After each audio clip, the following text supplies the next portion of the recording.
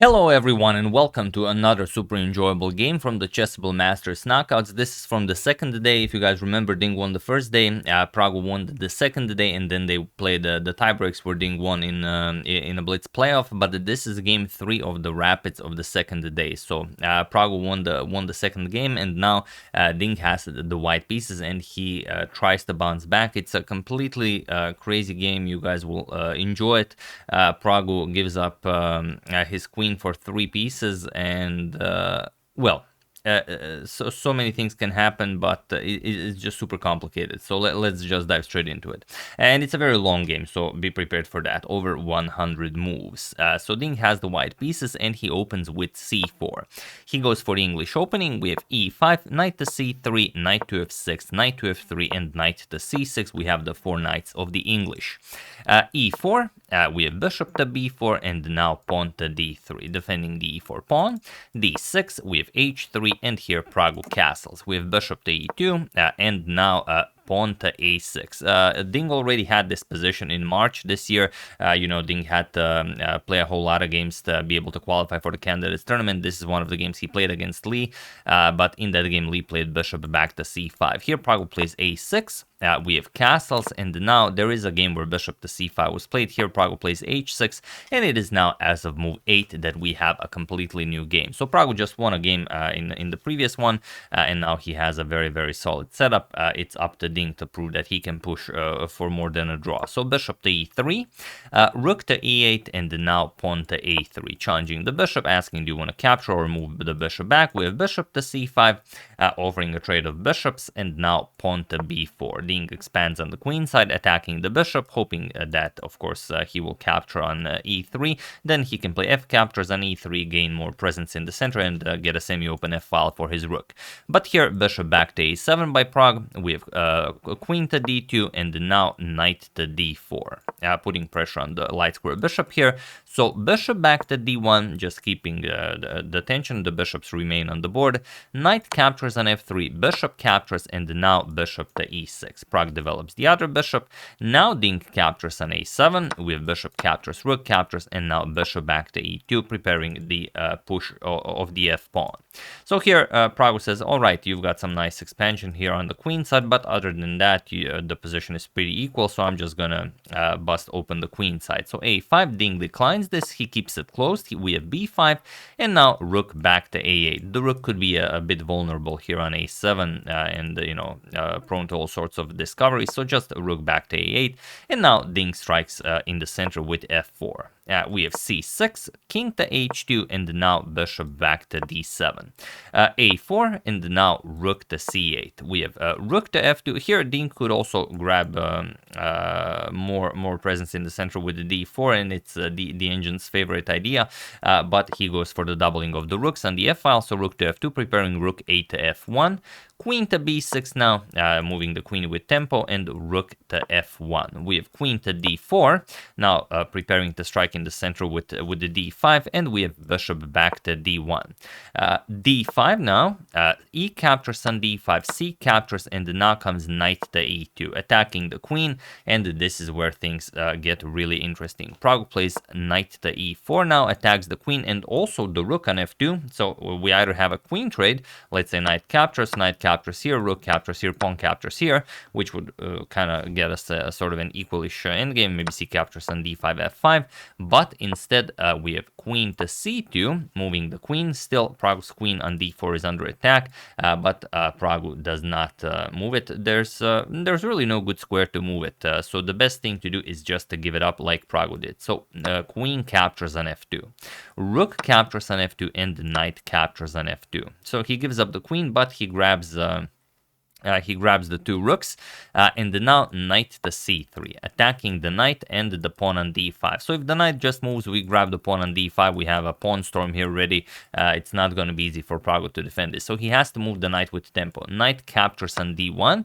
And now, of course, if queen captures on d1, we're just going to capture on c4. Captures, all is good. Okay, we're not going to be able to capture the second time, because if, let's say, knight captures, or better yet, queen captures, we can play d captures on c4. Now this capture isn't all that impressive, because black would have to move the bishop. The bishop would be hanging, so we would not have the time to capture on c4 for the moment. But it is playable. However, here Ding plays knight captures on d5. He keeps the knight alive for the moment and wants to play knight to b6 to attack the rook and the bishop. Now we have bishop to e6 now, putting pressure on the knight, so hoping for queen captures on e1 now, but knight to b6, attacking the rook. And here, now that knight moved away from the control of the e3 square, Pragu plays knight to e3, attacks the queen, queen to f2, and now e captures on f4. Now Pragu even sacrifices the exchange. So knight captures on c8, we have rook captures on c8, and now queen captures on f4. And now this is the position that is on the board. It's rook, bishop, and the knight against the queen, with Ding still having the possibility of creating some sort of a pawn storm here. But it's easy for Pragu to create a blockade here, even in a rapid game with little time on the clock. He plays knight to c2. We have queen to e4, now preparing to push the pawn. The knight will be under attack, but just b6. It's not a problem. Queen to b7, attacking the b6 pawn, and now knight to b4. Pragu says, all right, you can capture b6 and a5. I'm going to capture d3 and c4, but the Ding will still have the two connected pass pawns here on the queen side. So here, queen captures, knight captures, queen captures, and the bishop captures on c4. Now it's queen and the two connected pass pawns against two pieces and the rook. So can Pragu hold this? We have queen to c3, attacking everything here. If the bishop moves, the rook will fall. Now comes g6.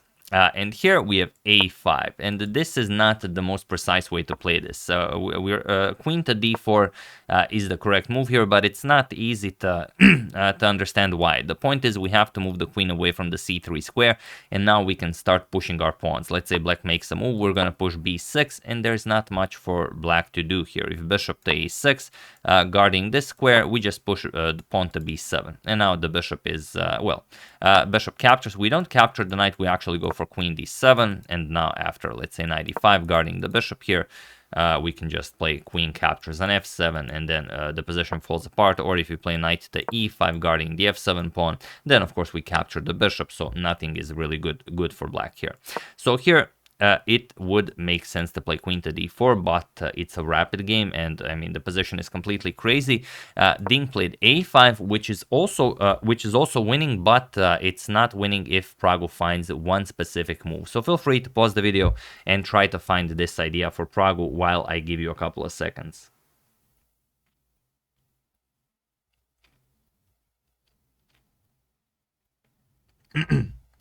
So for those of you who were able to do it, congratulations on finding the only move that saves the game for Prague. And for those of you who just want to enjoy the show, the move is rook to c5. That's the good stuff. And now there is no way for Ding to push this for a win. Ding played b6, but now bishop to a6, guarding the b7 square, and everything is guarded. The bishop covers the knight, knight covers the rook, and you also have to be careful, otherwise you're going to lose these pawns, and then you will be the one who's in trouble. So queen d4, we have rook to c2 now, going after the g2 pawn. We might be even able to attack it. Queen to e4, and now rook back to c8. So just keeping everything in order. You don't want to allow any checks here. We have b7, and now rook to b8. Queen to c6 now, attacking the bishop, and now knight to b4. You don't want to capture the bishop, the pawn with the bishop. If you capture here, then queen b5, and you have trouble here. The knight is attacked. Once you move the knight, a6 is coming, and then white will win this in the end. So instead, after queen to c6, knight to b4, we have queen to c1, and now pawn to h5. We have g4. Now Ding can no longer put any pressure on the queen side. He now has to create some trouble on the king side if he wants to get some winning chances here. So h captures on g4, and now h4. He wants to open up the king side. Rook captures on b7, and now pawn to h5. We have king to h7 and queen to g5. Rook to to b5 now, attacking the queen, forcing the capture. H captures on g6, f captures, and now queen to e7 check. So Ding had to give up more material to be able to start checking the black king. And now Pragg has to be very careful. If he allows the check to connect and he loses one of the pieces, it's all over. Luckily for Pragg, all of his pieces are defending each other. Rook defends the knight, knight defends the bishop, bishop defends the rook. So it's a fine structure you want to really remember. You know, if you're playing a blitz game, you only have 3 seconds on the clock, you know, with maybe 1 second increment. You know that as long as your pieces are set up like this, they are defending each other. So a very nice combo here. So king to h6, we have queen f8 check, king to h7, queen to f7 check. We have a repetition of moves here. Queen f8 check, king to g5, queen e7 check, and now king to f5. We have queen f7, king to g5, queen e7, and now king to f4. So now it seems that it's Pragg, the one who's attacking his king, pawn, and well, once those pieces come into the game, it could be very nasty for Ding's king.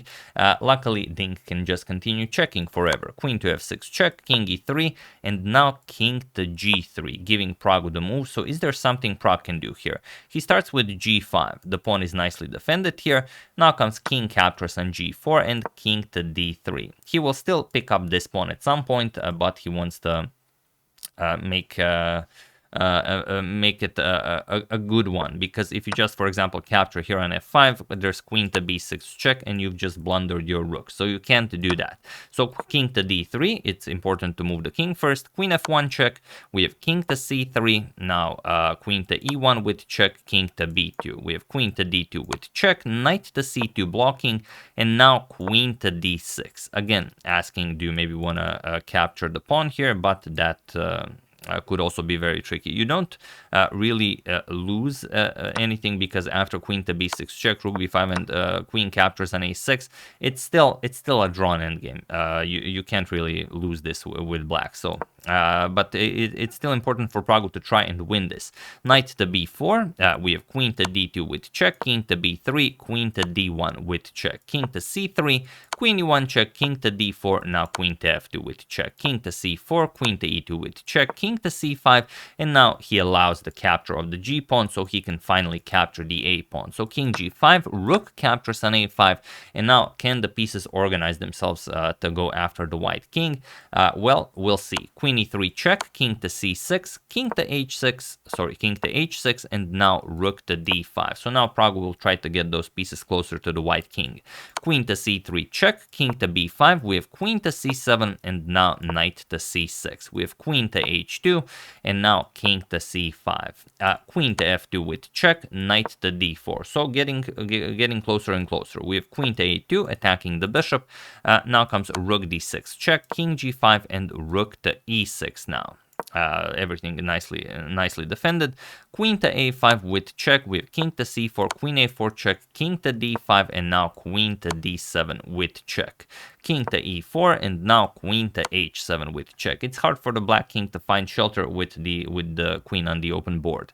So king to e3, and now queen to a7, pinning the knight, putting pressure on the bishop. So okay, you have a move. Is there a move that you can make? So bishop to d3, we add more pressure to the position. So king to g4, we have rook to e5, and now king to h4. It doesn't seem like there's a way to increase the pressure here. You can't move the king closer as the knight would hang. So bishop e2, we have queen to a3 with check, king to e4, now comes queen b4, again pinning the knight. We don't want to allow any checks. That could be very bad for Ding's king. So rook to f5, king to g3, now comes rook to f3 check, king to h4, rook to f5, and now king back to g3. King to e3, and now Ding again checks. Queen e7 check, king to d3, queen to a3 with check, and king to c4. We have queen a2 check, king c5, queen to a7 with check, king to d5. Queen a8 check, we have king e5, and queen to b8 with check. So Ding is just hoping for a 50 move rule to kick in, or for Pragg to get bored of moving the king. King to e4, queen to a8 with check, rook d5, and king to f2. We have bishop to g4, queen to b7, still keeping the rook pinned, bishop to e6, and now queen to a8, we reach move 100, bishop to d7, queen b7, bishop to c6, And now queen to b1 with check, king e5, queen to b8 with check, king to e4, now queen b1 check, king e5, queen b8 check, king e4, and queen to b1 check. He was in this position on move 106 that Ding and Pragg agreed to a draw, as there is no way to make progress for either side. So really truly a remarkable game. Ding pushed for everything. He wanted to bounce back in the match as Pragg won game 2. He really tried to win game 3 here, but he missed that one chance where he played that a5 move. It's really crazy because if Pragg doesn't find rook to c5, then Ding is winning, but luckily Pragg was able to find it, and hopefully all of you did as you were pausing the video. So really remarkable stuff. Truly I can't imagine how difficult it was to play this game for both of them. It's you know, and you know, even the slightest mistake will get severely punished. So here it was just brilliant display by both of them. So yeah, that's the game. Hope you guys enjoyed it and that you were able to keep up with all of the 106 moves. I would like to wish a very happy birthday to Adi Siralasan, and I would like to thank Balaswing.cat, first Elden Lord, Nagarjuna Ponugoti, and congrats Harry 3 Grads for your contribution to my channel. Thank you a lot, I really appreciate it. As usual, you can check 2 of my previous videos here. Thank you all for watching, and I will see you soon, continuing to check up on your wonderful suggestions and whatever else happens in the chess world. So thank you all, I will see you soon, and have an excellent rest of your day.